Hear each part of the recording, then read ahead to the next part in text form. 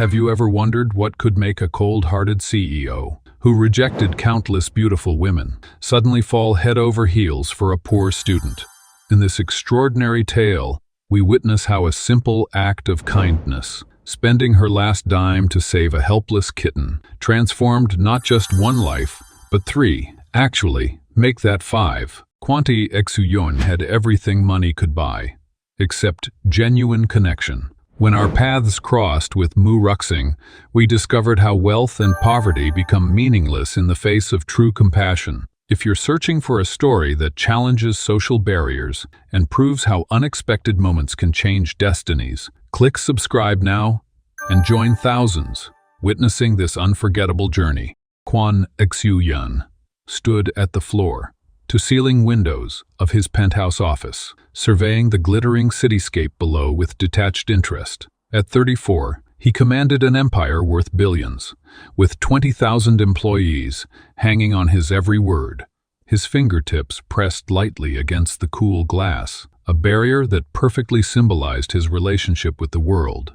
Able to see everything, touch nothing. Mr. Kwan, your mother called again about the dinner this weekend, his assistant announced from the doorway. She mentioned she's invited the Tang family's daughter. Apparently, she graduated from Oxford with honors and runs their family's international division. Kwan didn't turn around. Tell her I'll be in Singapore. Move my meetings if necessary. The assistant hesitated. Sir, this is the third family dinner you've missed this month. Your mother was quite insistent. Then be insistent back, Kwan replied, his voice revealing no emotion. That will be all. When the door closed, Kwan loosened his tie slightly, the only visible crack in his perfectly composed exterior. The Tang daughter would be the 14th potential match his family had paraded before him this year alone. Each one more accomplished, more beautiful, and more strategic than the last. Each one looking at him with the same calculating gaze, assessing his worth in designer suits and luxury cars rather than the substance beneath. His phone buzzed with a message from his younger sister. Mom's on the warpath. If you skip this one, she's threatening to bring candidates to your office. Just show up and scowl for 2 hours like usual. Please. Kwan allowed himself the faintest smile. Min was the only person who could elicit any genuine emotion from him these days. She understood his reluctance wasn't mere stubbornness. It was self-preservation. He had learned through painful experience what happened when people discovered his net worth. The memory of Li Wei still burned, even 5 years later. She had seemed different, passionate about environmental causes, seemingly indifferent to his status. For 6 months, he had gradually lowered his guard, even considered that she might be the one person who saw beyond his wealth. Then came the day he discovered her, on a call with her mother, discussing how she'd finally secured him, and calculating the exact figure she expected to extract in the inevitable divorce. The conversation had been so coldly transactional, it had left him breathless, discussing him as one might discuss acquiring property. Kwan moved to his desk, pressing a button that darkened the windows electronically.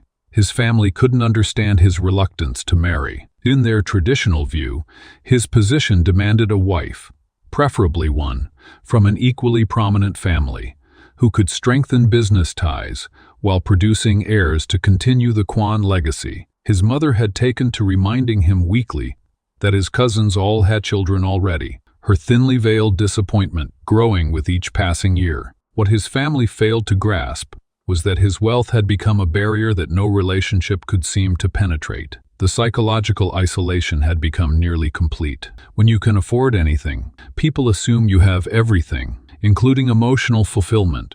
The expectation that money eliminates all problems created a strange loneliness that few could comprehend. You don't trust anyone, and that's your problem, his sister had told him during their last argument. Not every woman is after your money. Evidence suggests otherwise, he had replied coolly. The truth was more complex than even mine realized. Kwan didn't just fear being used for his money. He feared the emotional void his wealth created. Conversations at his level of society remained superficial, focused on acquisitions and status. Genuine human connection had become as foreign to him as financial hardship. Last month's charity gala provided perfect evidence. Chen Mei, the beautiful daughter of a telecommunications tycoon, had approached him with practiced charm. "We have so much in common," she'd murmured, her hand lightly touching his arm. "I understand the pressures you face. Perhaps we could discuss it over dinner?" What followed was a masterclass in calculation, dropping casual references to her family's connections, mentioning her desire for exactly 3 children, even suggesting properties she admired that would make perfect family homes. By dessert, she had essentially mapped out their entire future without once asking what he might want or who he really was beneath the Quan name. When he'd fabricated an emergency to leave early, her mask of disappointment couldn't hide the flash of frustration at a failed investment opportunity. Quan's phone rang. His father this time. "Son," the older man began without preamble, "this has gone on long enough. Your mother and I didn't build this company for you to let the family line end. The Zhang girl will be at dinner this weekend. Her family controls shipping routes we need. At least meet her. Father, with respect, I'm focusing on our expansion into—" "You can't marry a balance sheet," his father interrupted. "A man in your position needs stability connections. You think I don't know you sleep in your office 4 nights a week? That you haven't taken a vacation in 6 years? This isn't living, Xuan." After ending the call, Quan sat in silence. The irony wasn't lost on him. He could command markets with a phone call, but couldn't find the one thing money couldn't secure. Someone who saw him as more than a prestigious conquest. The walls he'd built weren't just to keep gold diggers out. They were to protect the increasingly vulnerable part of himself that still wanted genuine connection. Few people knew that behind his cold exterior lay a man with a deep sense of justice. His anonymous donations to anti-bullying programs and domestic violence shelters revealed a protective instinct at odds with his public persona. These were causes he never publicized, actions that brought no business advantage. They were perhaps the only truly personal expressions left in his carefully controlled life. His executive team had learned not to question his occasional interventions when employees faced personal crises. When his driver's daughter needed specialized surgery, the bills mysteriously disappeared. When a junior analyst's apartment building burned down, a new housing option immediately became available. These moments of compassion were swift, anonymous, and never acknowledged. Maintaining the careful distance he required from emotional entanglement, the psychological profile was clear to anyone who looked deeply enough. A man using work as armor against vulnerability, equating emotional exposure with risk, and finding it safer to be perceived as cold than to be seen as exploitable. The facade had become so seamless that sometimes Quan himself could no longer distinguish between the mask and the man beneath it. Perhaps what he needed wasn't found in the rarefied circles his family insisted he search. Perhaps the person who could breach his defenses would be someone who had nothing to gain from his wealth, someone whose interest couldn't possibly be motivated by his financial status, because they operated in a world where his name held no special power. As darkness fell over the city, Quan made a rare concession to his family's wishes. He would attend the dinner, meet the Zhang girl, and go through the motions, but he harbored no illusions about the outcome. In a world where his worth was measured in billions, the possibility of being valued for himself seemed increasingly remote. Little did he know that fate had already set in motion an encounter that would challenge everything he thought he understood about connection. The woman who would eventually penetrate his carefully constructed defenses wasn't plotting her approach in some luxury high-rise, but was at that very moment counting coins for her next meal, her concerns as distant from his billion-dollar deals as Earth. From the farthest stars, 3. The last $5. 5 crumpled $1 bills lay on Mu Ruxing's worn desk, illuminated by the harsh fluorescent light of her university dorm room. She counted them again, though she knew the total wouldn't change. $5, her entire worldly wealth. The eviction notice taped to her door cast a longer shadow than its paper dimensions should allow, a looming deadline that had her stomach knotting with anxiety What does true poverty mean? Not the kind where you delay buying something expensive, but the devastating mathematics of choosing between hunger and shelter. For Ruxing, this wasn't a philosophical question, but her daily reality. Her fingers trembled slightly as she arranged the bills in a neat row. The university's sudden dormitory fee increase had blindsided her, coming just as her textbook expenses had depleted her meager savings. 3 jobs. Morning shifts at the campus coffee shop, afternoon tutoring, and weekend data entry still hadn't been enough. The text from her third employer still burned in her memory. Hours cut this month. Sorry. 3 words that had effectively sealed her fate. Rain pelted the small window of her soon-to-be former room, each drop an echo of her rumbling stomach. 39% of students at 2-year colleges experienced food insecurity. Ruxing had read the statistic in a sociology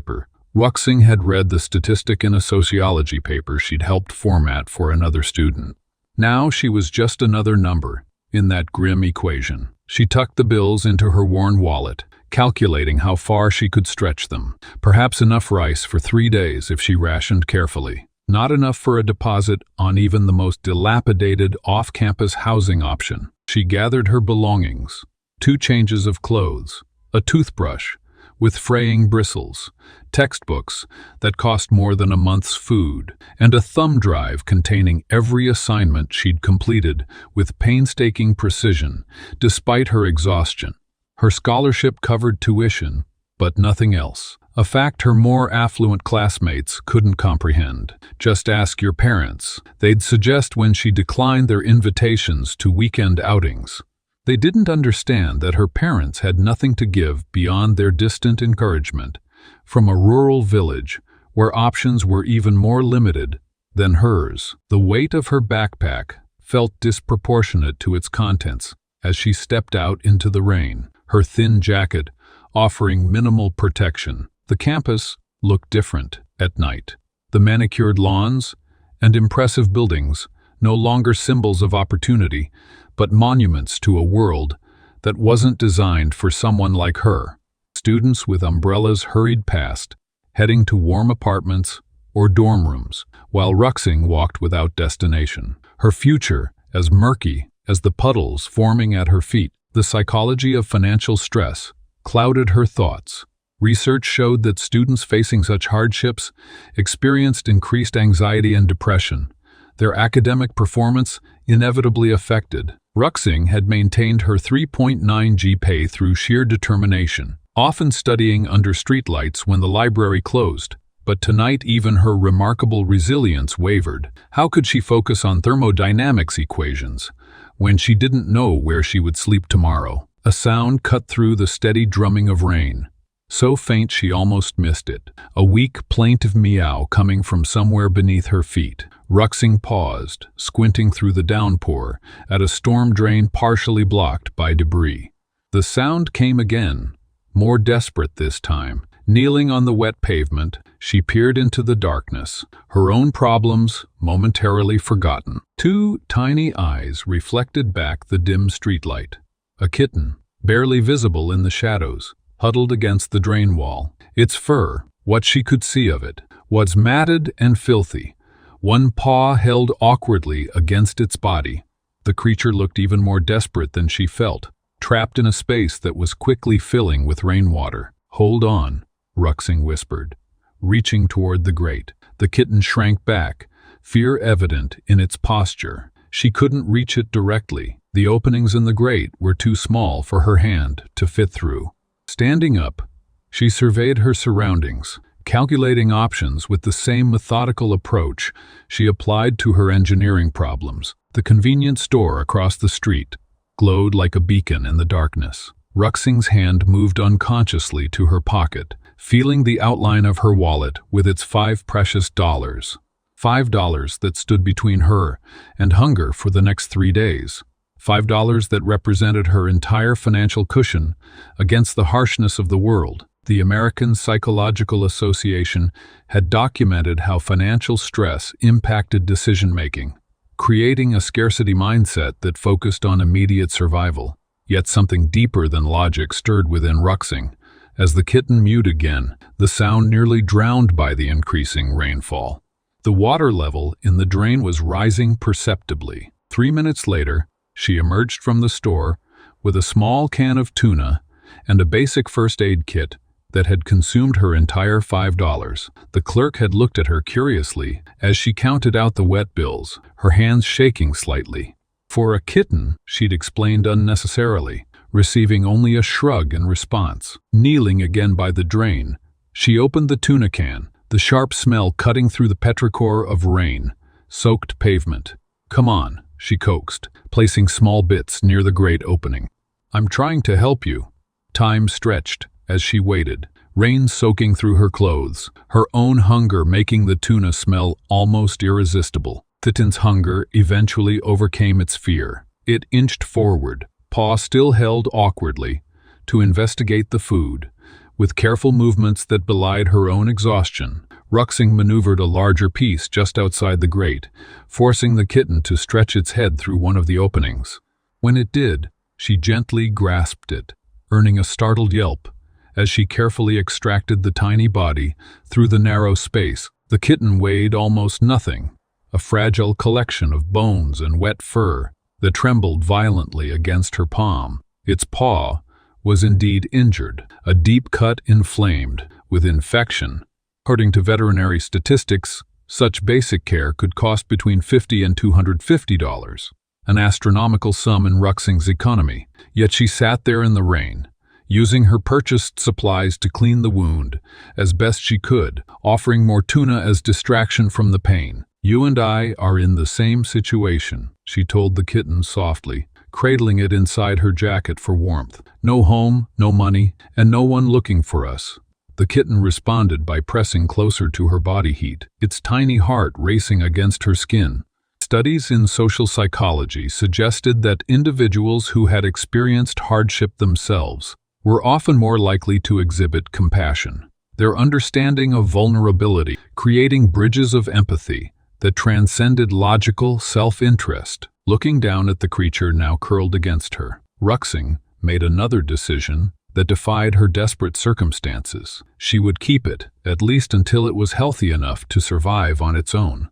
One more mouth to feed when she couldn't properly feed herself. One more responsibility when her own survival hung by the thinnest thread. As she stood, the kitten now securely tucked inside her jacket, Ruxing didn't know that this moment, this choice of compassion over self-preservation, had just altered the trajectory of her life. She didn't see the luxury car that had pulled to the curb halfway down the block, its driver watching her interaction with the kitten with unexpected interest. She didn't know that her act of kindness, performed when she had nothing material to give, had revealed something about her character that would soon prove more valuable than any financial security. The invisible threads of fate often weave through the most unexpected moments, connecting lives that social boundaries would typically keep separate. In the case of Chen Quan, these threads manifested in the form of an electrical failure, a rare occurrence in his precisely engineered world, where problems were solved with a phone call and sufficient funds. The sleek Aston Martin, a vehicle designed to announce wealth and status to everyone it passed, now sat silently at the curb, reduced to an elaborate viewing box from which Quan observed a world he rarely noticed. Through the rain-streaked window, Quan watched the young woman kneeling beside the storm drain, completely unaware of his presence. What struck him first wasn't her appearance, though the contrast between them was stark, but rather the complete absorption with which she focused on the tiny creature she was trying to coax from its hiding place. Her worn jacket clung to her slender frame, soaked through from the persistent rain, yet she showed no sign of discomfort or hesitation. Quan found himself leaning forward, oddly captivated. In his world, people performed generous acts for strategic gain. Donations came with naming rights, charity galas with naming rights, charity galas with networking opportunities. Yet, here was something different. Sacrifice without calculation. The psychology of thin slicing making judgments based on brief observations, activated in his mind as he watched her gentle movements and determined expression. In those few seconds, he assessed more about her character than hours of conversation might have revealed. "Sir, the mechanic says it'll be at least 20 minutes before they arrive," his driver informed him from the front seat, voice lowered as if not to disturb Kwan's thoughts. "Something about the main electrical system. Even the emergency start won't engage." Kwan nodded absently, his attention fixed on the scene unfolding before him. The young woman had succeeded in coaxing the kitten from the drain, carefully lifting the trembling creature into her arms. Even from this distance, he could see the poor animal's condition, wet, frightened, one paw held awkwardly. She examined it with the concentration of a surgeon, seemingly oblivious to the way the rain plastered her hair against her face, or how her clothes had become nearly transparent with moisture. The simple act of compassion created an unexpected resonance within him.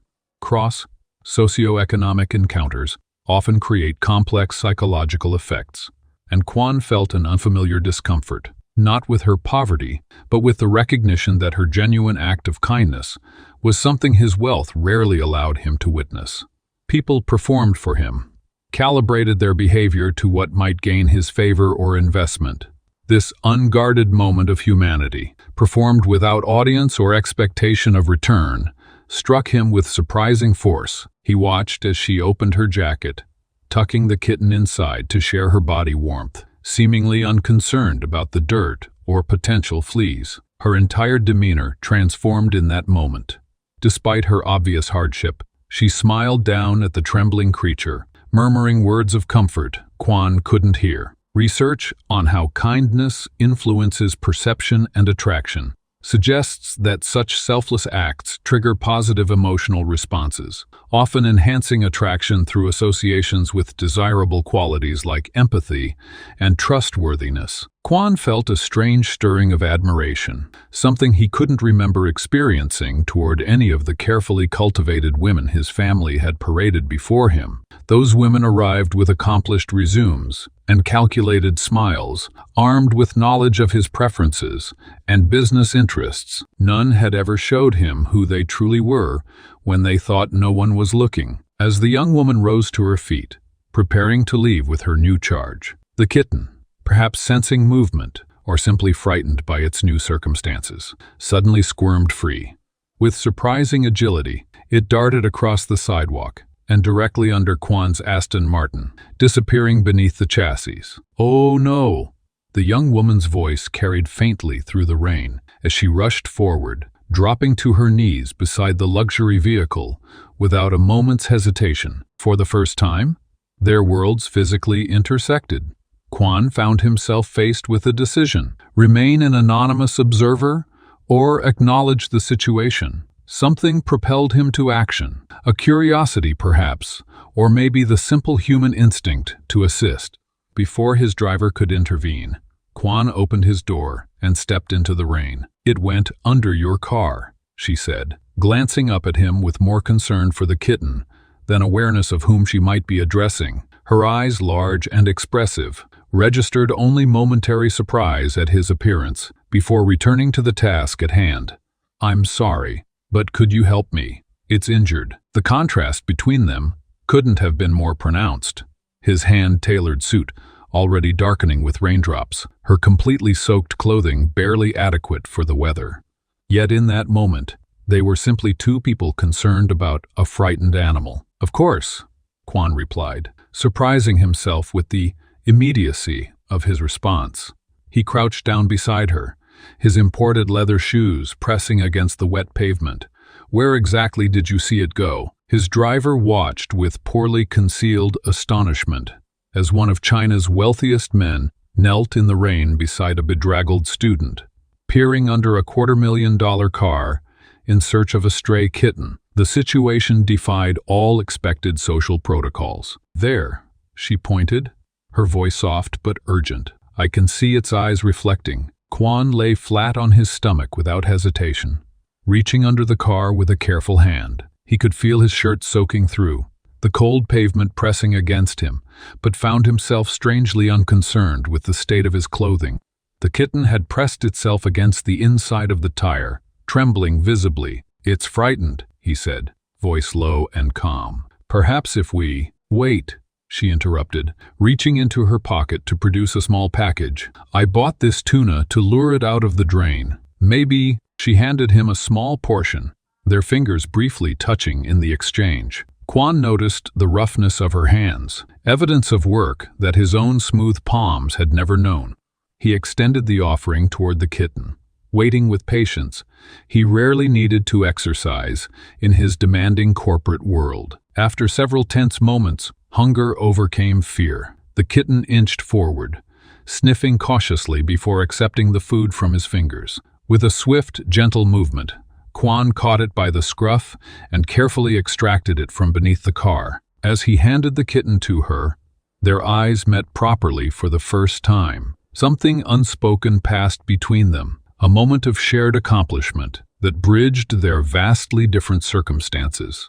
He noticed details his initial observation had missed: the intelligence in her eyes, the determination in the set of her jaw, the gentle way her hands cradled the trembling animal, despite her own evident cold and discomfort. "Thank you," she said simply, her smile genuine in a way that struck him as rare and valuable. "It's injured," Quan observed, nodding toward the kitten's paw. "Do you have what you need to treat it?" She hesitated briefly.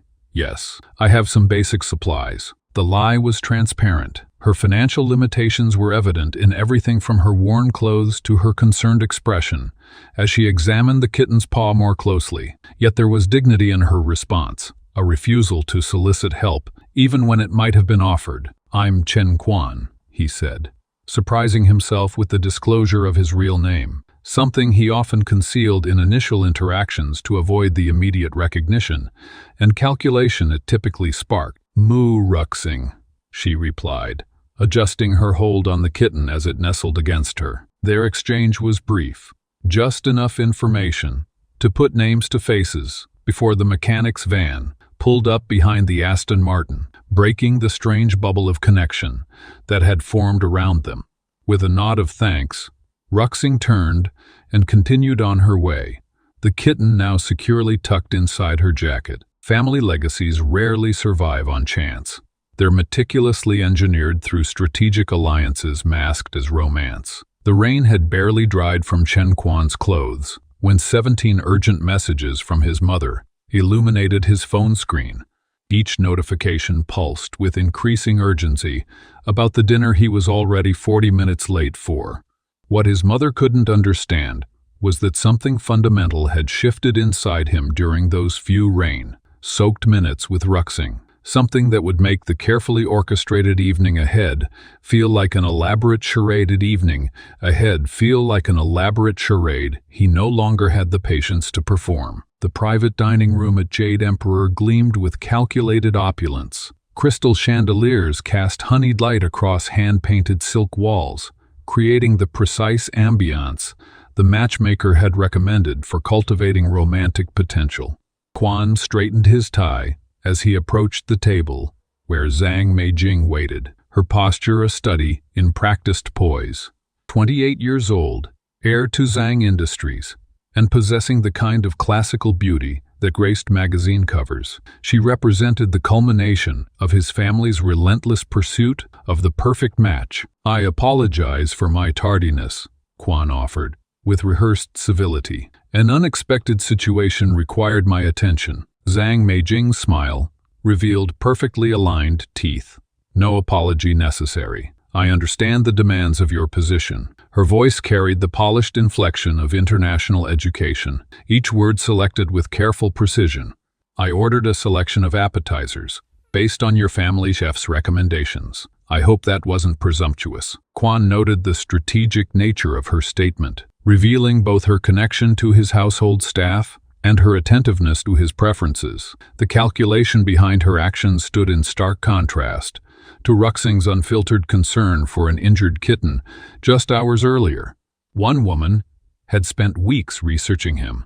The other hadn't recognized him at all. "Not at all," he replied, taking his seat across from her. The conversation that followed adhered to a predictable script. Zhang Meijing displayed impressive knowledge of his business ventures, asking questions at precisely the right moments to demonstrate her understanding of market fluctuations and corporate strategy. Her responses to his inquiries revealed a woman groomed from birth to complement a powerful husband, fluent in 5 languages, trained in both Western and Eastern cultural traditions, and possessing just enough personal accomplishment to be interesting without threatening. Your recent expansion into sustainable technology caught my attention, she commented, swirling her wine with practiced elegance. The integration of profit and environmental responsibility shows remarkable foresight. Under normal circumstances, Quan might have appreciated the intelligent observation.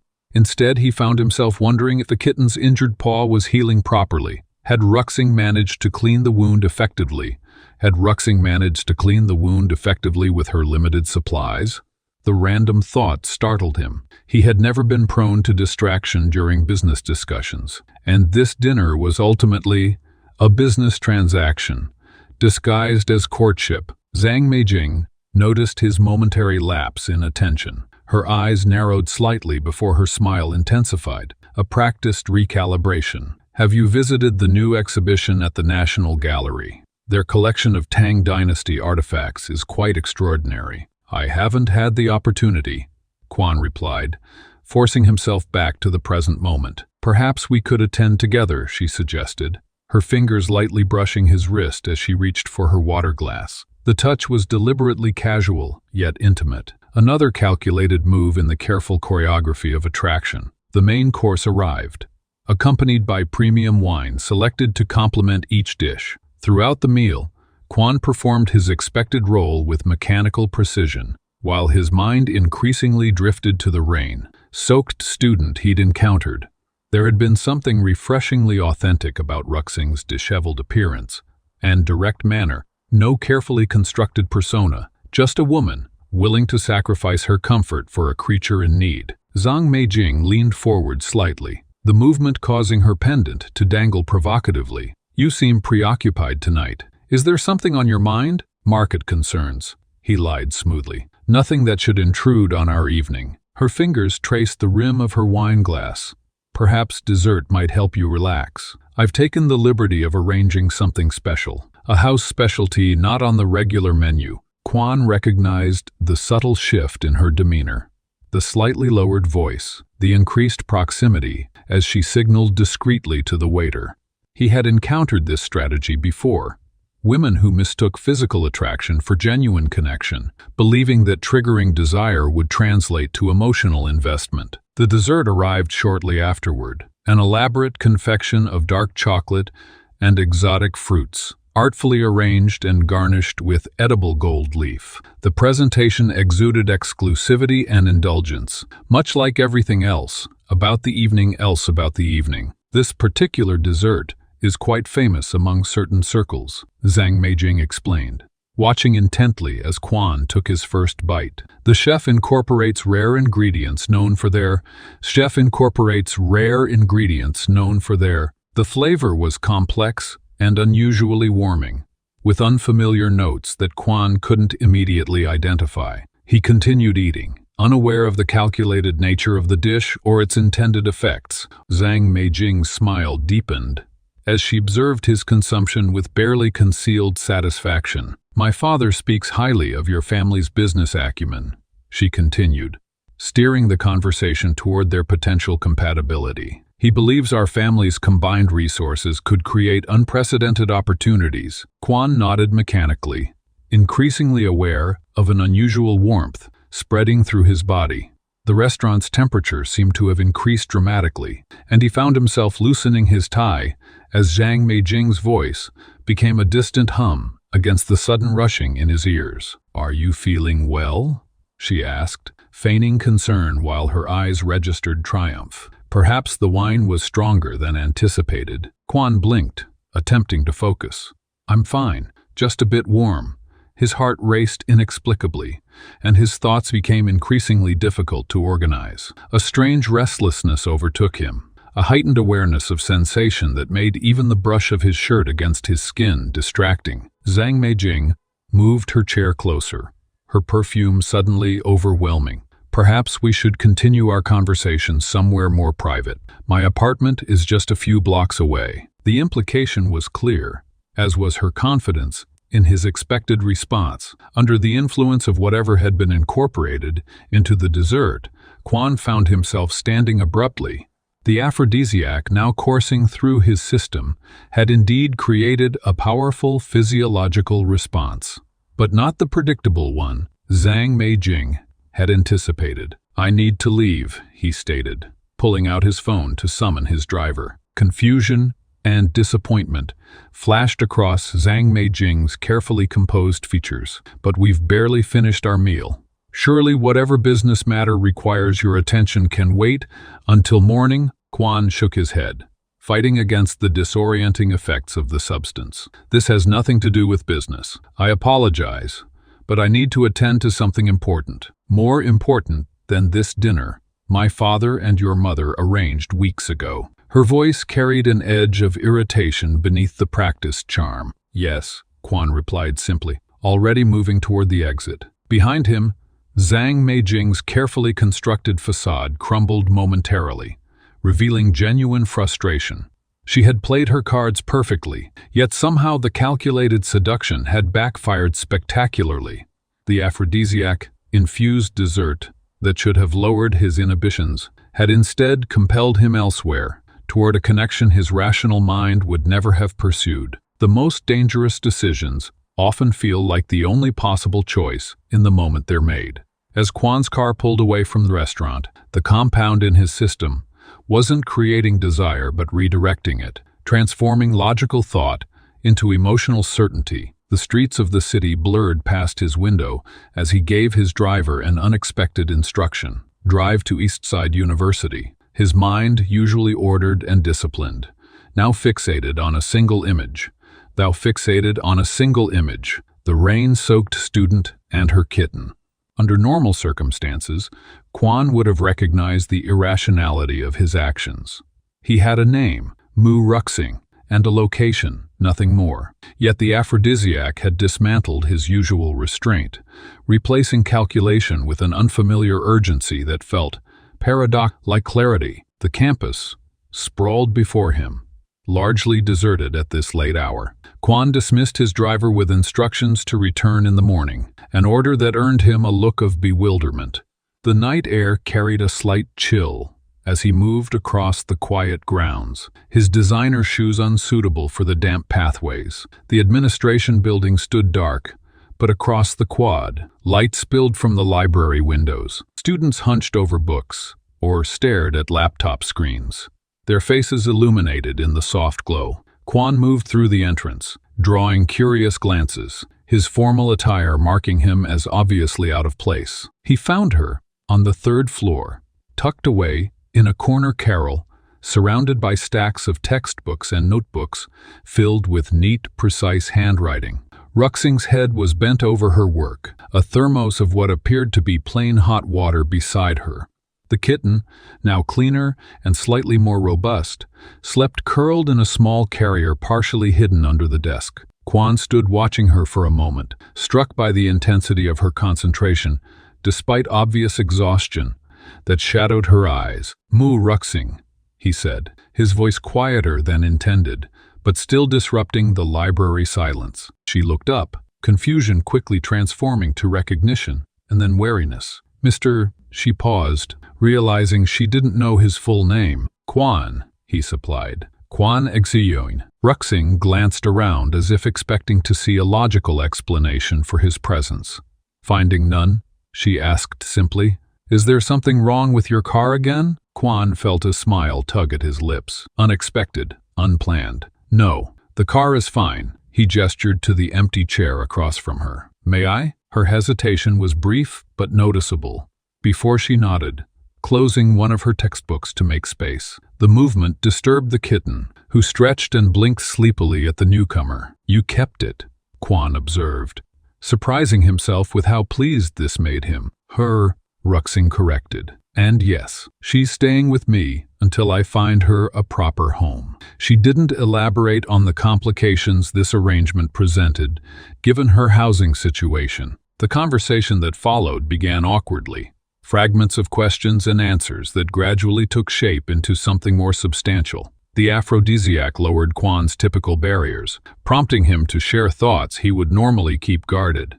When Ruxing mentioned her studies in environmental science and sustainable development, Kwan found himself discussing the challenges of implementing eco-friendly practices in corporate structures, a topic he rarely addressed, even with his board members. "The problem isn't technological," he found himself explaining, leaning forward. "It's psychological. People resist change, even when the benefits are demonstrable." Ruxing nodded, her initial wariness gradually giving way to genuine engagement. "That's why education has to precede implementation. You can't force people to care about something they don't understand." Hours slipped by, unnoticed, as their conversation expanded from environmental concerns to broader philosophical questions. Kwan discovered that despite their vastly different circumstances, they shared surprising similarities in their worldviews. Ruxing's perspectives were refreshingly uncalculated, her intelligence evident in how she approached complex problems with both analytical rigor and compassion. "You should eat something," Kwan said abruptly, noticing how she occasionally pressed a hand against her stomach. The library cafe had closed hours ago. "I'm fine," she insisted, though the hollowness in her cheeks suggested otherwise. "There's a late-night place near campus," he suggested, surprising himself with his knowledge of such an establishment. The information had registered peripherally during his campus approach. Ruxing hesitated, glancing at her books and then at the clock. The library would be closing soon, and she had been delaying her return to the dormitory she would soon have to vacate. Something in Kwan's expression, a vulnerability he wasn't aware he was displaying, tipped the balance of her decision. "All right," she agreed, gathering her belongings and the kitten carrier with practiced efficiency. The night air had grown cooler. Kwan automatically removed his jacket and offered it to her, a gesture so unlike his usual calculated behaviors that it registered distantly as evidence of his altered state. What followed was a meal at a small, unremarkable restaurant, where they continued their conversation amid plates of simple food that Kwan found unexpectedly satisfying. The aphrodisiac's effects were shifting, no longer redirecting his thoughts, but heightening his senses. The warmth of the room, the subtle expressions crossing Ruxing's face, the way her eyes lit up when discussing topics that mattered to her. What happened next unfolded with a sense of inevitability neither would later be able to fully explain. A shared taxi, a modest hotel where Kwan didn't think to question the quality of accommodations. A night where physical connection mirrored the intellectual connection that had preceded it. The kitten curled asleep in its carrier, an unwitting witness to the beginning of something neither had planned. Morning arrived with harsh clarity. Kwan woke first, the aphrodisiac's effects fully dissipated, leaving him with a sharp awareness of what had transpired. Beside him, Ruxing slept deeply, exhaustion finally claiming her. He studied her face, trying to reconcile the intensity of his actions with the controlled man he knew himself to be. There was no logical explanation he could offer, not to her, not to himself, for what had happened. And yet, watching her sleep, he couldn't summon regret. He left before she woke, arranging payment for the room for an additional night, and leaving a note with his contact information. The familiar weight of responsibility settled back on his shoulders as he stepped into the morning light, unaware that their brief connection had already set in motion consequences that would bind their lives together permanently. The number that changed everything wasn't a phone digit that connected, but 3 distinct rhythms, echoing through the sterile examination room. 6 weeks after that night, with Kwan, Ruxing sat frozen on the examination table, her world tilting on its axis as the technician adjusted the ultrasound wand, counted again, and confirmed what seemed statistically impossible: 3 separate heartbeats where most women would hear just one. "Triplets," the doctor said, the word falling into the room like a stone dropped in still water. It's exceptionally rare, about 1 in every 10,000 pregnancies. He continued speaking, but his voice became distant as Ruxing stared at the monitor, the 3 distinct pulsing shapes representing lives now dependent on her. A woman who couldn't even afford her next meal. The pregnancy itself had been enough of a shock. For weeks, she'd dismissed her exhaustion as simply the result of working too many jobs, her nausea as stress. It was only when she nearly collapsed during her morning shift that a coworker insisted she visit the free clinic. She'd expected perhaps anemia or some minor ailment. Not this, not 3 lives, growing inside her from one night with a man she barely knew. "Do you have someone we can call?" the nurse asked kindly, noting Ruxing's pallor. She shook her head, clutching the paper gown tighter around herself. The note Quan had left, the 7 digits she'd dialed repeatedly, had never connected to an actual person. Perhaps in his rushed handwriting, a digit had been wrong. Perhaps more painfully, he'd intentionally given her a false number. Either way, she was alone with news that would rearrange the very architecture of her existence. Outside the clinic, Ruxing sank onto a bench, the ultrasound printout trembling in her hands. 3 heartbeats, 3 babies.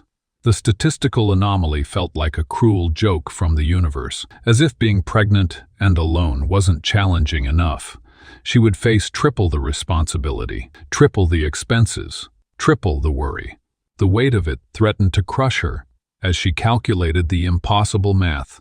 1 struggling student plus 3 newborns equaled certain disaster. That evening, in a moment of desperation, she called her parents in their rural village. She'd never told them about her financial struggles, sending what little money she could spare back home instead. Their reaction to her news drove a spike through her already fragile composure. "Abortion is the only option," her father stated flatly, his voice colder than she'd ever heard it. "You're trying to trap some wealthy city man, aren't you? Bringing shame to our family name? 3 babies," her mother had wailed. "You'll never finish your degree. You'll never work.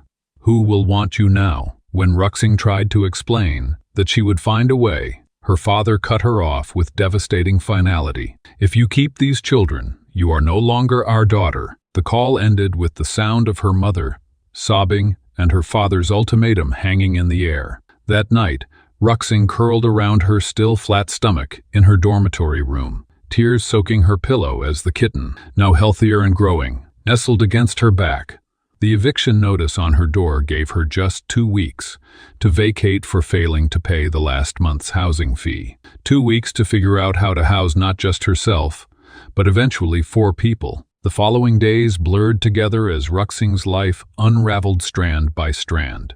Morning sickness made her coffee shop shifts nearly impossible, resulting in fewer hours and even less income. Her tutoring clients gradually dropped as her increasing exhaustion affected her performance. The weekend data entry position required sitting for hours, which became increasingly uncomfortable as her body began changing. She visited 3 different women's shelters, only to discover waiting lists months long. Each social service agency she contacted required documentation, stable housing, or had resource limitations that couldn't accommodate her unique situation.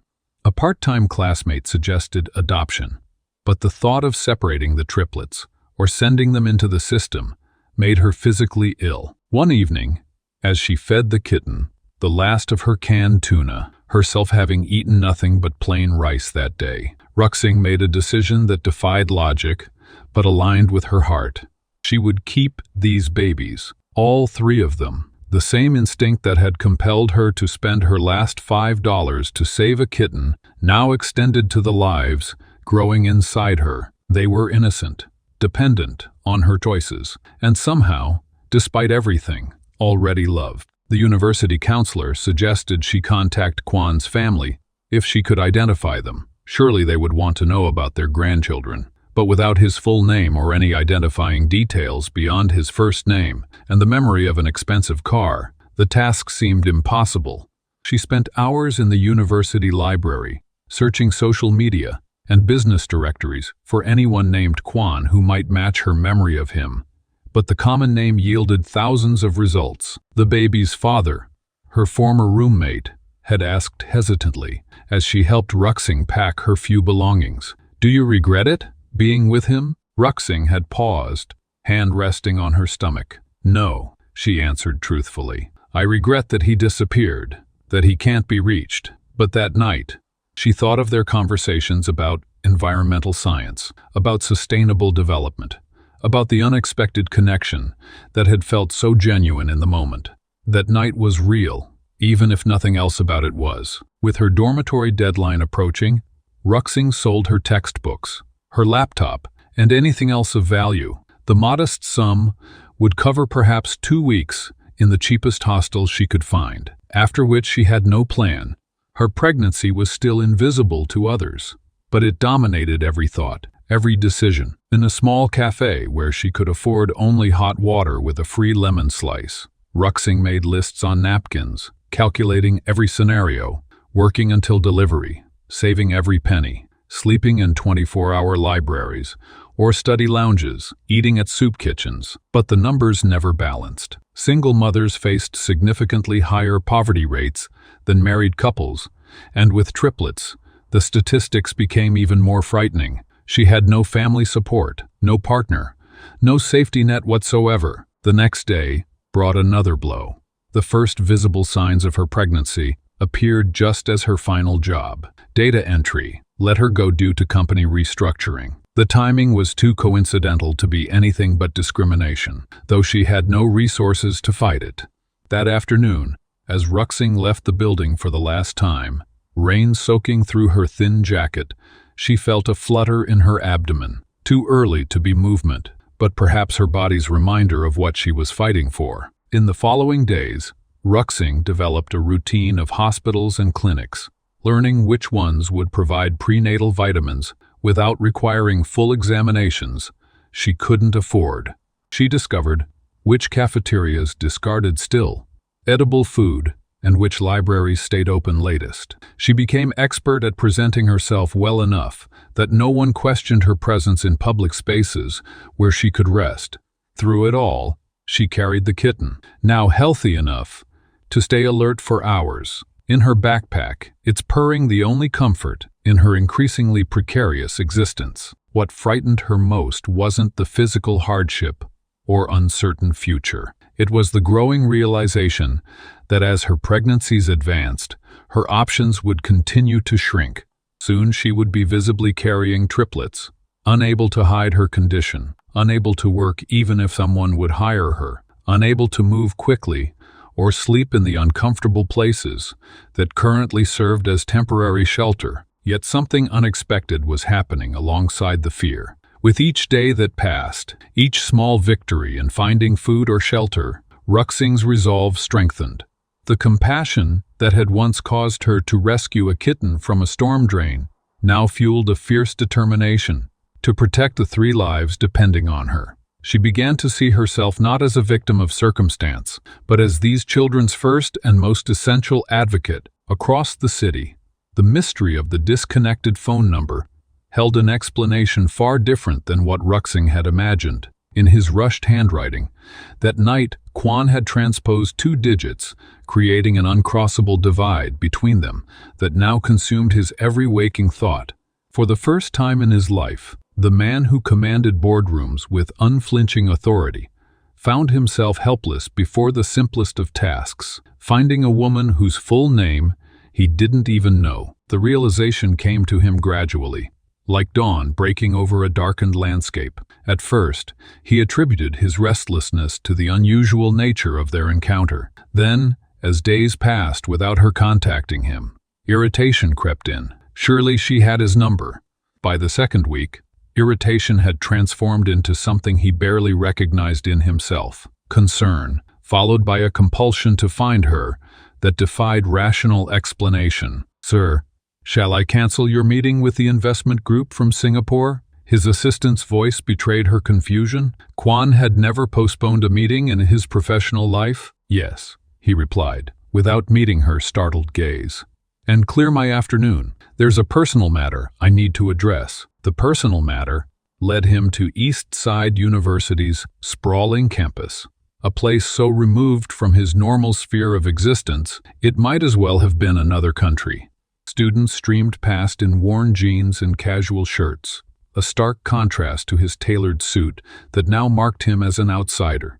Several young women glanced his way with interest, but he barely noticed, his eyes scanning each face for the one that had somehow imprinted itself in his mind. "I'm looking for a student named Ruxing," he said to a group, sitting on the lawn. Environmental science major, early 20s, about this tall. He gestured with his hand. Their puzzled expressions and shaking heads became a pattern repeated across campus. One young man snickered, struck out with a college girl. "Did you?" The comment would normally have triggered Kwan's icy disdain, but he merely moved on, desperation mounting with each failed inquiry. At the administration building, his request for student information was firmly rebuffed.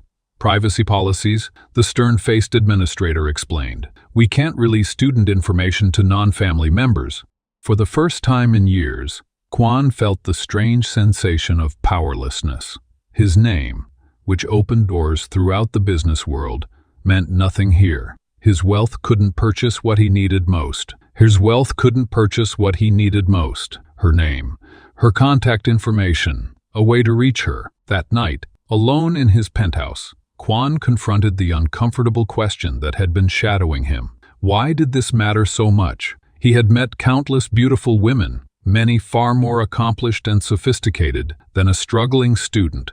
Yet somehow, Ruxing had awakened something in him that had been dormant for so long, he'd forgotten its existence. Genuine curiosity about another person, an interest untainted by business strategy or social obligation. As another week passed without progress, his family's pressure intensified. His mother called daily with reports of suitable candidates: a diplomat's daughter, newly returned from abroad, a celebrated pianist with family connections to 3 different industries Kwan was expanding into. Each suggestion was met with uncharacteristic silence, followed by vague excuses about scheduling conflicts. "What's happened to you?" his father finally demanded during a tense family dinner. "You're distracted, canceling meetings. The board is starting to talk." Kwan couldn't explain what he himself didn't understand. How a brief encounter with a woman who saved kittens and spoke passionately about environmental education had upended his carefully constructed world. How could he tell his achievement-oriented family that he'd become obsessed with finding someone whose most remarkable quality was her genuine kindness? 3 weeks after their night together, Kwan made a breakthrough. A groundskeeper he'd spoken with twice before approached him as he once again walked the university grounds. "That girl you keep asking about. I think her name is Ruxing. Quiet girl, always polite. Had some trouble with housing recently, I heard." The name sparked an immediate search. Within hours, his private investigator confirmed Ruxing had indeed been a resident of campus housing, until recently, when she was evicted for non-payment. The report noted she'd left no forwarding address. The information transformed Kwan's search. If she wasn't in student housing, where would a person with limited means go? He expanded his investigation to low-cost apartments, women's shelters, and eventually, medical facilities. The latter came from a growing suspicion that had begun to form in his mind, a possibility that would explain why finding her had become not just a desire, but a responsibility. "Sir, is everything all right?" His driver watched with concerned eyes as Kwan exited yet another clinic, his expression more troubled than before. "Keep waiting," Kwan replied, his voice tight with tension. "I have 2 more facilities to check today." It was at the 4th clinic, a modest facility in a working-class neighborhood, that he finally found what he was searching for. The receptionist had initially refused to help, but Kwan's quiet persistence, and perhaps the barely concealed desperation in his eyes, eventually softened her stance. "We can't confirm patient information," she said carefully. "But if you're the father, and this is about ensuring prenatal care." She let the sentence hang unfinished between them. Kwan felt his heart stop, then resume at double pace. "I believe I am," he said, the words emerging with a certainty that surprised even him. and I need to take responsibility." The woman's expression softened further. There was a young woman, matching that description, came in about 2 weeks ago. The doctor was concerned because she hesitated, checking a computer screen. Multiple pregnancies require more careful monitoring, especially when the mother's nutritional status is compromised. The word multiple hit Quan like a physical blow. Not just pregnant, but carrying more than one child. His children. The realization crystallized his nebulous feelings into sudden, clear purpose. "I need to find her," he said, no longer caring about maintaining his usual composed demeanor. "Please, if there's any information about where she's staying." The receptionist shook her head. She didn't leave a current address, said she was between housing situations. The doctor tried to refer her to social services, but she seemed reluctant. As Quan left the clinic, his driver noticed the change immediately. Gone was the restless searching of recent weeks, replaced by focused determination. "Take me to the office," Quan instructed, "and call my security team. I need our best people mobilized immediately." Within hours, Quan had assembled a team dedicated to a single purpose: finding Mu Ruxing. He deployed resources with the same precision he used for major business acquisitions, setting up a command center in a conference room where reports filtered in continuously. Hospital admissions, shelter registrations, even security camera footage from areas near the university. Nothing was overlooked. "Sir?" his assistant interrupted on the second day of the search. "Your father is on line 1. He says it's urgent. Tell him I'll call back," Quan replied, without looking up from the map where possible sightings were being marked. "He's called 3 times today. He says if you don't speak with him, he'll come here personally." Quan finally looked up, a new resilience in his eyes. "Then let him come. I'm not stopping this search." While Quan's team methodically searched the city, Ruxing's world had shrunk to the confines of a park bench in Walker Park. The autumn chill penetrated her thin jacket as she stroked the now adolescent kitten curled against her swollen belly. The irony wasn't lost on her. The tiny creature she'd once rescued with her last $5 had become her sole companion as her body began failing her, and the 3 lives within. Night was falling earlier now, bringing with it a bone-deep cold that made her joints ache. She shifted uncomfortably, wincing as her back spasmed in protest. The physical strain of carrying triplets at 5 months had become almost unbearable without proper nutrition or rest. Her once vibrant skin had taken on a sallow pallor, dark circles forming permanent residences beneath her eyes. The simple act of standing now required calculated effort. Her center of gravity shifted dramatically by her growing womb. "We'll figure something out," she whispered to both the kitten and her unborn children, though the tremor in her voice betrayed her waning confidence. The prenatal vitamins she'd prioritized over shelter dwindled in their bottle. Just 3 days' worth remained. She'd rationed her remaining food, eating just enough to keep functioning, but the math was unforgiving. Her resources would be completely exhausted by morning. The park had become her reluctant home after cycling through every possible option. The women's shelters remained full, with waiting lists stretching months into the future. Campus security had caught her sleeping in the science building twice, issuing stern warnings about trespassing. Even the 24-hour laundromat, where she'd spent 3 nights, had eventually asked her to leave. Public bathrooms had become her washing facilities, park drinking fountains her water supply. A sharp twinge, low in her abdomen, made her breath catch. It wasn't the first today. The pains had been coming with increasing frequency since dawn. She placed a protective hand over her belly, feeling the flutter of movement beneath her palm. "Stay put, little ones," she murmured. "It's too early for you to come into this world." The medical knowledge she'd gleaned from pregnancy websites in the university library computers haunted her. Preterm birth was a leading complication for multiple pregnancies, especially those without adequate prenatal care. Another, stronger pain gripped her, accompanied by a wave of dizziness that made the park lights blur and swim before her eyes.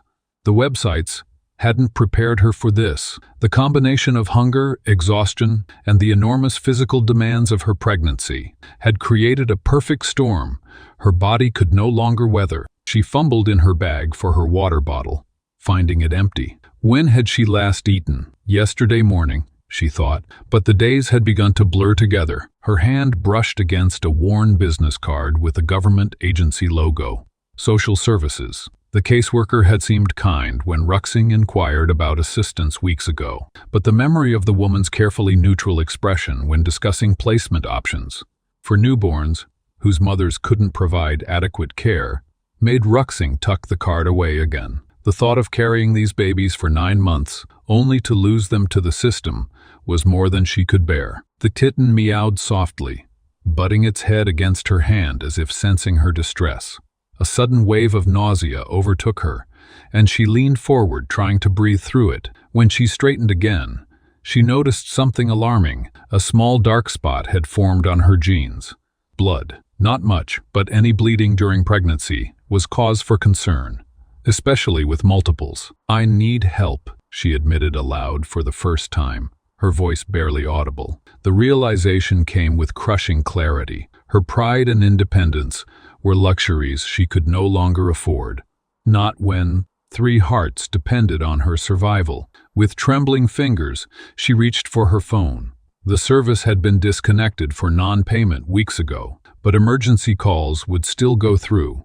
Before she could dial, another spike of pain, sharper than the others, tore through her. Phone slipped from her grasp.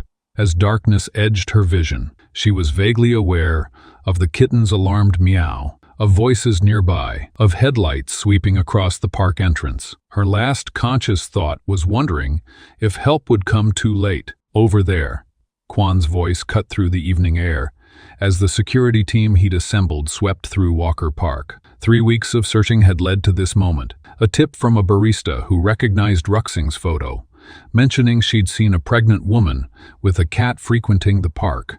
His heart pounded against his ribs as his flashlight beam caught the silhouette of a figure slumped on a bench. "Moo, Ruxing," he called, breaking into a run when he recognized her. The sight that greeted him turned his blood cold. Her unconscious form, the small spot of blood on her clothing, the alarming pallor of her skin. Training took over as he checked her pulse, finding it rapid but present. "Call an ambulance now," he barked to his security team, already shrugging off his coat to wrap around her. As the emergency responders loaded Ruxing into the ambulance, Kwan refused to be separated from her. "I'm coming with her," he stated with an authority that brooked no argument. The kitten was secured in a carrier by one of his team members, with instructions to bring it to his home. In the ambulance's harsh lighting, Kwan finally saw the full extent of Ruxing's deterioration. The woman who had captivated him with her compassion and intelligence now looked fragile, diminished. Her cheekbones stood in sharp relief against skin stretched too tightly across her face. Her hands, even unconscious, cradled her pregnant belly protectively. Monitors beeped with alarming urgency as paramedics established eaves and attached fetal monitors. Multiple pregnancy, severe dehydration, possible malnutrition. One reported into a radio. Potential, threatened miscarriage.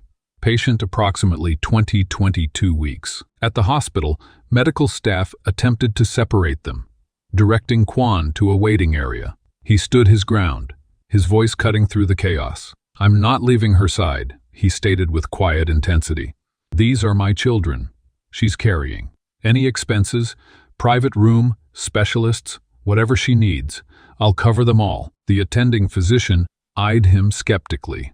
"Sir, we need to stabilize the patient and assess the pregnancy. Family can—" "I am her family," Kwan interrupted, surprising himself with the fierce certainty in his voice. He produced identification and multiple cards that opened doors throughout the city. "Kwan Exuoyan. Whatever she needs, whatever the babies need, make it happen. I'll sign whatever is necessary." Hours blurred together as Ruxing underwent a battery of tests. The diagnosis confirmed Kwan's worst fears: severe malnutrition, anemia, extreme dehydration, and early signs of preeclampsia, a dangerous pregnancy complication. The next 48 hours are critical, the specialist explained, for both her and the fetuses. Throughout the night, Kwan maintained his vigil at Ruxing's bedside as fluids and nutrients flowed into her veins. Occasionally her eyelids would flutter, consciousness briefly returning before slipping away again. During one such moment, her gaze focused on him with confusion. "The kittens," she whispered. "Safe," he assured her, taking her hand carefully around the IV lines, "both the one with 4 legs and the 3 inside you." A ghost of a smile touched her lips before she drifted off again. Kwan studied her face, marveling at the strength he saw there, even in unconsciousness. This woman had faced homelessness, rejection, hunger, and still prioritized her prenatal vitamins over shelter. The fierce protectiveness he felt surprised him with its intensity. When the attending physician returned with charts and concerned expressions, Kwan rose to meet him. "I want to transfer her to Beijing Memorial as soon as she's stable enough to move," he said. "They have the best maternal fetal medicine specialists in the country." "Mr. Kwan, I understand your concern, but this isn't a request," Kwan interrupted, his voice level but uncompromising. "These 4 lives are my responsibility now. I want them under the care of the best medical team in Asia. The gap between homelessness and extravagant wealth isn't measured in dollars, but in the psychological whiplash it creates." When Ruxing first opened her eyes in the private suite of Beijing Memorial Hospital, the panoramic view of the city skyline momentarily confused her. Just days ago, that same skyline had been an indifferent backdrop to her suffering on a park bench.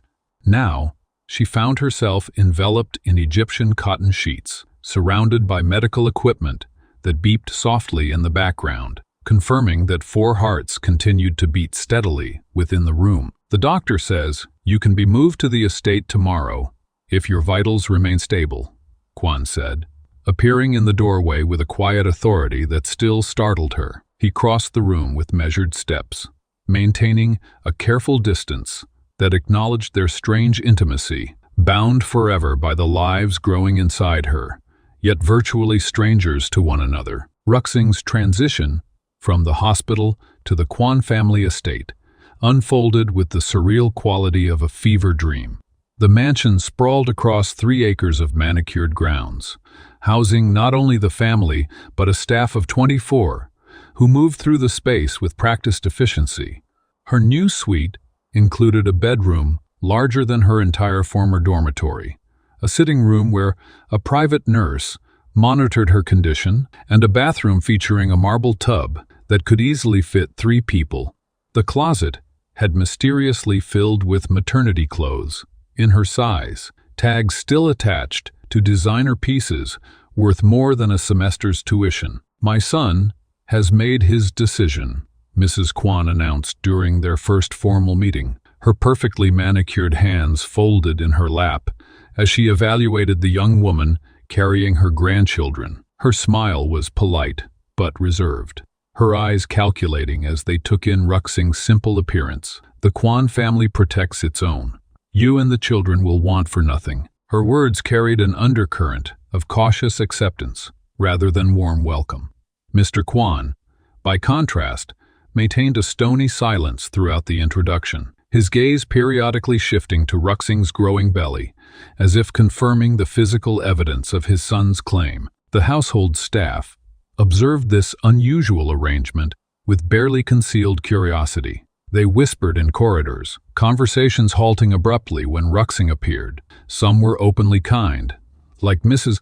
Liu, the elderly housekeeper, who brought ginger tea, unprompted each morning, to help with nausea. Others maintained a professional distance, their expressions betraying uncertainty about how to address this unexpected addition. Not quite family, not quite guest, occupying an undefined space in the household hierarchy. For Ruxing, gratitude warred constantly with discomfort. Each morning, she woke to the ceiling's ornate molding, momentarily disoriented, before reality crashed back.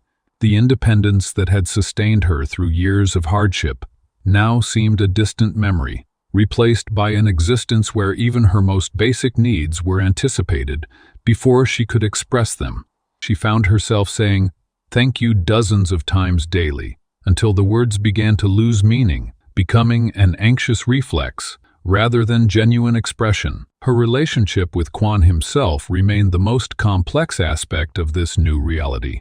Their interactions carried an awkward formality, punctuated by moments of unexpected connection. He visited her suite each evening, inquiring about her health with genuine concern. Sometimes conversations extended beyond medical updates, touching on shared interests discovered during their night at the library.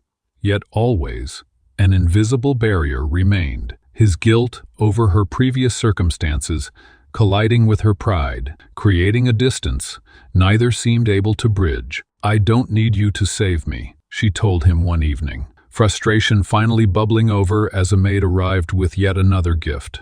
A set of antique children's books. "I'm grateful for the medical care, but I don't know how to exist in this world." "I'm not trying to save you," Kwon replied after a thoughtful pause. "I'm trying to provide for my children and their mother." The distinction seemed important to him, though the practical difference remained unclear to Ruxing. Just as she began adjusting to the rhythms of Kwon household life, new complications emerged. Zhang Meijing reappeared, her calculated charm replaced by barely concealed hostility when she learned of Ruxing's position. During a family dinner, where Ruxing had been reluctantly included, Zhang Meijing arrived unexpectedly, her designer dress and flawless makeup highlighting Ruxing's simple appearance. "How fortunate for you," Zhang Meijing remarked with a razor-edged smile, eyes fixed on Ruxing's pregnant form. "Some women spend years cultivating relationships. Others need only a single night and a happy accident." The comment hung in the air, its implications clear to everyone at the table. Mrs. Kwon's expression tightened, while her husband studied his wine glass with sudden interest. Kwon stepped in smoothly, changing the subject. But the damage was done. From that moment forward, Zhang Meijing launched a calculated campaign, determined to expose Ruxing as an opportunist who had trapped the heir to the Kwon fortune. Adding to this mounting tension, Ruxing's family suddenly resurfaced. The same parents who had disowned her now arrived at the Kwon estate bearing gifts and effusive congratulations, their eyes widening at the obvious wealth surrounding their daughter. Her father spoke of always believing in her potential, while her mother fussed over her condition with theatrical concern. Their transparent attempts to position themselves advantageously in this new situation created yet another emotional burden for Ruxing to navigate. "They rejected me when I needed them most," she confided to Kwon after they departed. "Now they act as if they supported me all along." "People often follow opportunity," he responded, unexpected compassion in his voice. "It doesn't mean you must welcome them back on their terms." The social challenges intensified when Kwon reluctantly brought Ruxing to several business functions, feeling she should begin to understand the world their children would inherit. Zhang Meijing, with her extensive social connections, ensured these outings became obstacle courses of potential humiliation. At a charity gala, she loudly questioned Ruxing about fashion designers. Ruxing had never heard of. During a business dinner, she orchestrated a conversation about international properties, highlighting Ruxing's limited travel experience. Each event left Ruxing more determined to adapt, yet increasingly aware of the gulf between her background and this new world. She began studying etiquette books from the Kwon Library late at night, practicing proper table settings with Mrs. Lee's reluctant assistance, and absorbing information about the business world through Kwon's discarded reports. The situation reached its climax at the annual East Side Art Foundation auction, a prestigious event where the city's elite gathered to bid on rare works while demonstrating their cultural refinement. Zhang Meijing had ensured Ruxing would be seated at the same table, positioned directly across from a painting expected to be the evening's centerpiece, a newly discovered work attributed to a renowned 18th-century master. "I understand Art appreciation requires education and exposure, Zhang Mijing observed loudly, as champagne was served. Perhaps Ruxing would prefer discussing something more accessible. The weather perhaps. The table fell uncomfortably silent.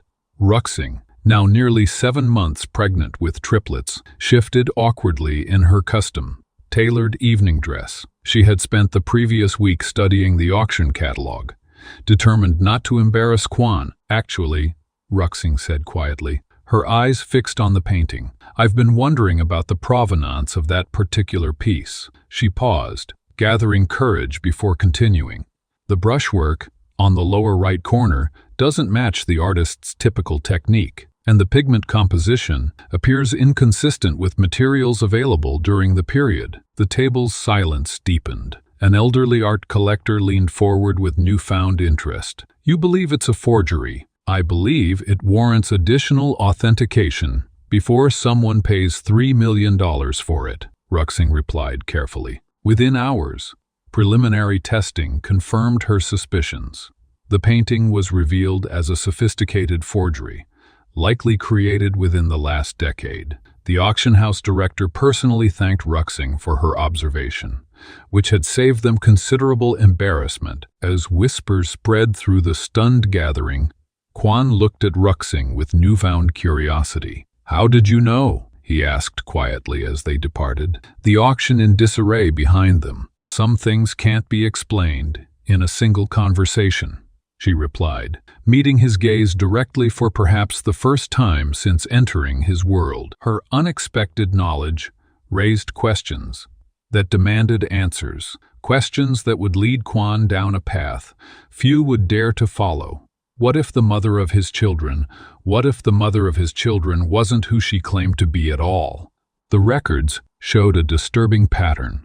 Mu Ruxing simply didn't exist before age 16, as if she had materialized from nothing, a ghost given form through carefully falsified documents. The art auction revelation lingered in Quan's mind for days after the event. How could a student who could barely afford food demonstrate such precise expertise about Ming Dynasty brush techniques and pigment compositions?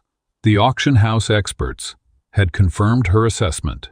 The painting was indeed a forgery, potentially saving a collector from a multi-million-dollar mistake. Even his own family's art consultant had been fooled by the piece, yet Ruxing had spotted the inconsistencies with a single glance. I just took an art history elective once, she had explained with a shrug. When he pressed her afterwards, her eyes shifted downward, her hands gently cradling her swollen abdomen.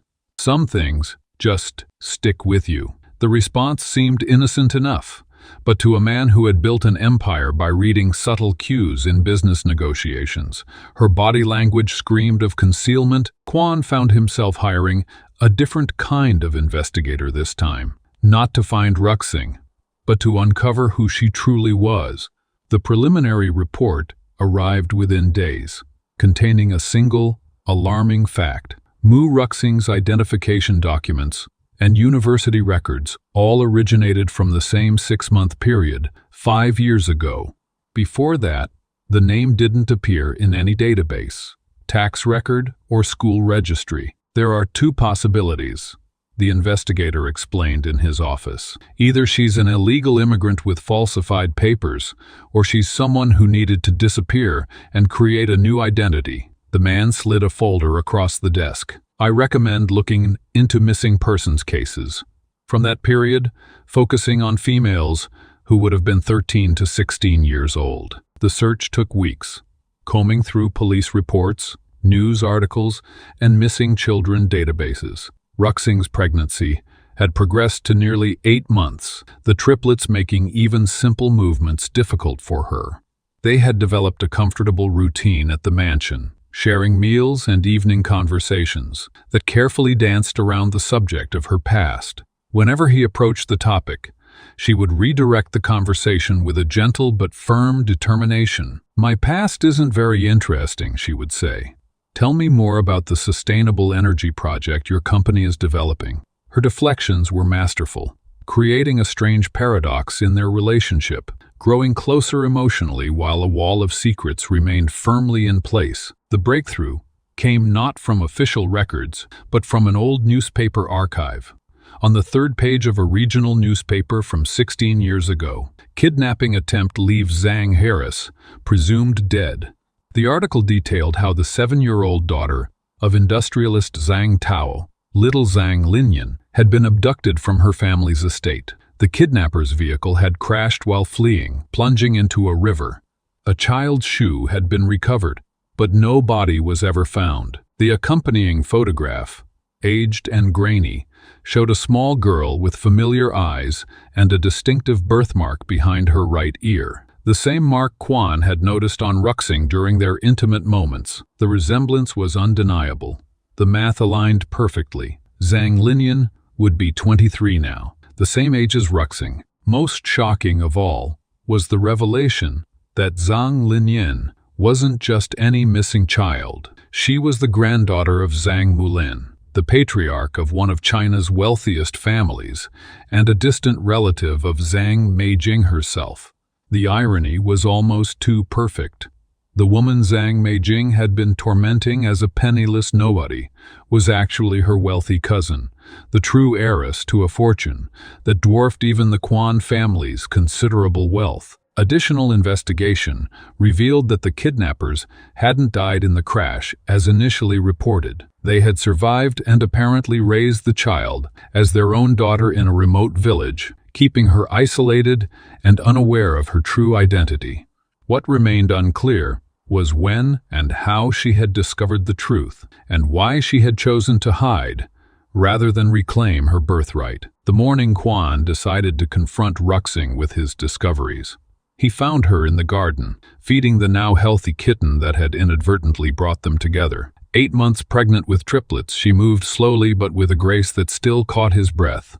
The sun illuminated her profile, and for a moment he hesitated, fearing the truth might shatter whatever they had built together. "You look like you're carrying the weight of the world, not just 3 babies," she said, noticing his expression as he approached. "Perhaps I am." He sat beside her, on the stone bench. "I know who you are, Zhang Linyan." The color drained from her face, her hands instinctively moving to protect her abdomen. "How did you?" Her voice trailed off, her eyes darting toward the mansion gate, as if calculating an escape route. "I've known something wasn't adding up since the art auction.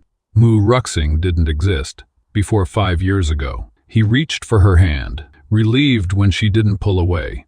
"What I don't understand is why. Your family believes you're dead. Your grandfather still commissions an annual memorial service in your honor. They would welcome you back with open arms." Tears formed in her eyes, but her voice remained steady. "The people who took me weren't strangers. They worked for someone within the Zhang family who wanted control of my grandfather's empire. My grandfather was grooming my father, and eventually me, to take over." She took a shaky breath. "I overheard them talking when I was 15. They never meant for me to survive at all, but one of them couldn't go through with killing a child. Then, at 16, you escaped." Quan finished for her. She nodded. "I ran away, created new identification documents through channels I'd rather not discuss, and built a life where no one would look for me. As a poor student struggling to survive." A bitter smile touched her lips. "I thought poverty would keep me safe. No one looks twice at the desperate. Why not go to the police? To your real family? 'Cause I never learned who ordered the kidnapping. It could have been anyone in the extended family with something to gain. If I suddenly reappeared." She trailed off, her hand moving protectively over her belly again. "Now, it's not just my life at risk." Quan absorbed this information, pieces falling into place. Her expertise in art. The Zhang family were legendary collectors. Her extraordinary resilience, forged through years of survival.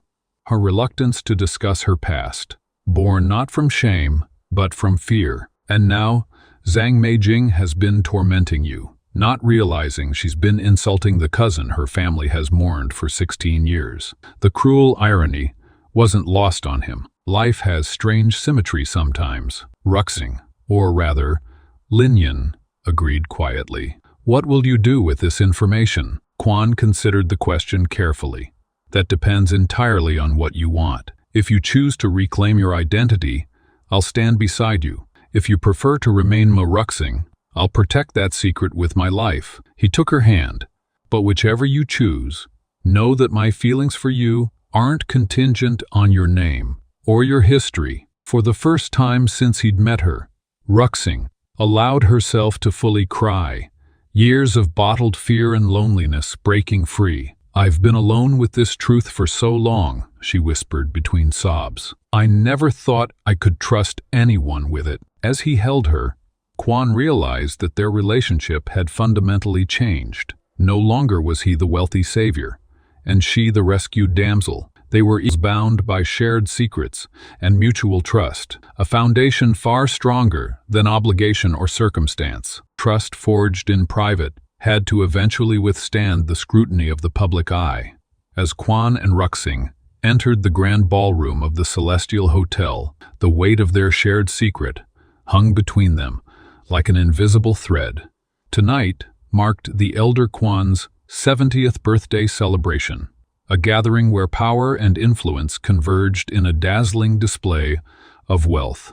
Crystal chandeliers cast golden light across marble floors, illuminating the faces of industrialists, politicians, and socialites who collectively controlled the nation's economy. Ruxing paused at the entrance, her hand instinctively moving to her rounded belly. The triplets seemed especially active tonight, as if sensing the tension that awaited. Her emerald gown, specially designed to accommodate her 8-month pregnancy, floated elegantly around her, the silk whispering against the marble as Quan placed his hand protectively at the small of her back. "Remember," he whispered, his breath warm against her ear, "you belong here as much as anyone." But the subtle shifting of gazes and hushed conversations that halted as they passed told a different story.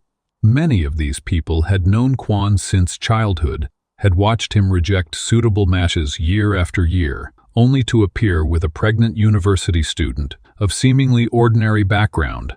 The speculation had reached fever pitch in recent weeks. Zhang Meijing materialized before them with practiced grace, her crimson dress clinging to her slender frame, her smile a masterpiece of false warmth. "Quan, darling," she purred, air kissing his cheek.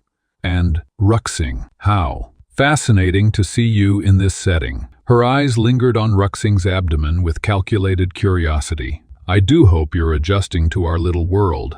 It must be overwhelming for someone of your background." Quan's jaw tightened, but Ruxing squeezed his arm gently. She had anticipated this moment and prepared accordingly. "It's been educational," she replied with a calm smile, "though I find the principles of human behavior remain consistent regardless of income bracket." Zhang Meijing's eyes narrowed imperceptibly. "Indeed, though some might argue that different circumstances cultivate different values." She took a delicate sip of champagne. "Speaking of values, I was just discussing with some friends how extraordinary it is that Quan has chosen to embrace his responsibility with such enthusiasm, such a noble soul." The implication hung in the air like poison. Several nearby conversations quieted as guests strained to eavesdrop. This was the moment Zhang Meijing had orchestrated for weeks, the public humiliation that would expose Ruxing as an opportunist who had trapped the eligible bachelor with an unexpected pregnancy. "I've always believed that real nobility isn't about bloodlines, but about character," Zhang Meijing continued, her voice carrying just far enough. "Though I suppose some might confuse the two when convenient, especially when 3 little conveniences are involved." A hot flush crept up Ruxing's neck, but she maintained her composure. The room seemed to contract around them as more eyes turned their way. Quan stepped forward, but Ruxing placed a restraining hand on his arm. This was her battle. "You speak of nobility and character with such authority, Mrs. Zhang," Ruxing said, her voice steady. "I wonder which of those qualities inspires someone to publicly insult a pregnant woman at a family celebration." A collective intake of breath rippled through the nearby guests. Zhang Meijing's smile faltered momentarily before returning with renewed determination. "Merely an observation," not an insult. After all, you've secured what countless women have sought, the Kwan family name and fortune. A rather remarkable achievement for someone who appeared from nowhere just months ago. Enough, Kwan interjected, his voice low but carrying an undercurrent of rage. You're overstepping, Meijing.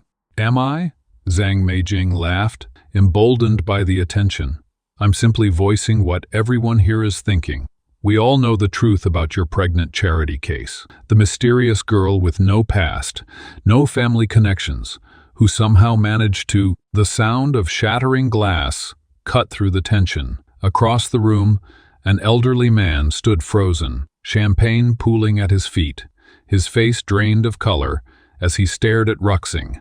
The conversations around them died instantly. In the sudden silence, the man's ragged breathing was audible as he took an unsteady step forward. Impossible, he whispered, his voice breaking with emotion. Crowd parted instinctively as the man approached, his eyes never leaving Ruxing's face. Kwan placed a protective arm around her shoulders, but curiosity kept her rooted to the spot. The elderly man moved with the uncertain gait of someone approaching a mirage, afraid it might vanish at any moment. Grandfather, what are you doing? Zhang Meijing hissed, clearly alarmed by this unexpected development. The man ignored her completely, stopping 2 feet from Ruxing. His eyes, clouded with cataracts, but sharp with intelligence, scanned her face with desperate intensity. Turn your head, he commanded softly. The left side, please. A strange calm settled over Ruxing as she complied, brushing her hair aside to reveal the area behind her ear. The birthmark, a small, distinctive crescent shape, had been with her since birth. The elderly man's legs seemed to give way beneath him. Kwan moved swiftly, catching him before he fell and guiding him to a nearby chair. Tears streamed unchecked down the old man's weathered cheeks. Linyan, he whispered, reaching a trembling hand toward Ruxing. The name sent a shock through Ruxing's body. She hadn't heard it spoken aloud in years, not since she'd escaped the people who had raised her, not since she'd created a new identity from scraps of courage and desperation. I am Zhang Mulin, the old man said, his voice gaining strength. And you are my granddaughter, Zhang Linyan, daughter of my son Zhang Tao. You were taken from us 16 years ago. The room erupted in whispers. Zhang Meijing's face had transformed into a mask of horror and disbelief. That's impossible, she stammered.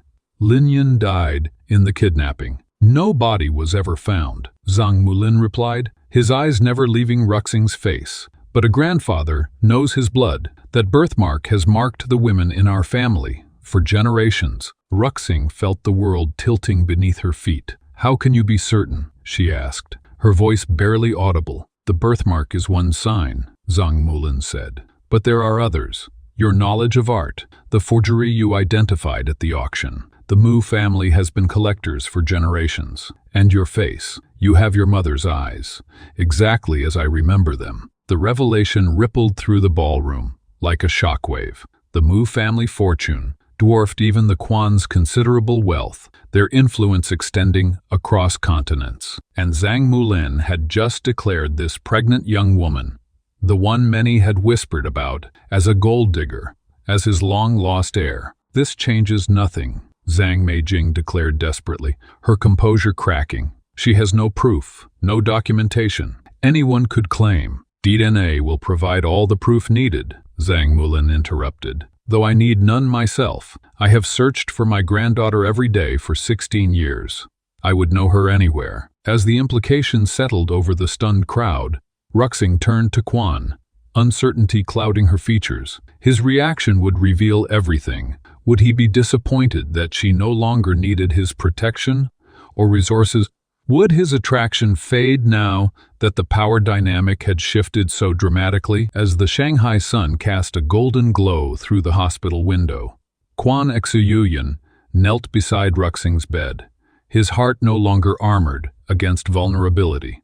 With their journey from strangers to soulmates culminating in this perfect moment, he presented not a ring of obligation, but one symbolizing their extraordinary connection. Will you build our future together? He asked, his voice steady with certainty rather than duty. Her tearful yes sealed their commitment, a partnership of equals, preparing to welcome 3 new lives. Their story proved that authentic connections could indeed overcome societal obstacles, with Ruxing's compassion for a stray kitten setting in motion a transformation that reshaped not just their destinies, but generations to follow.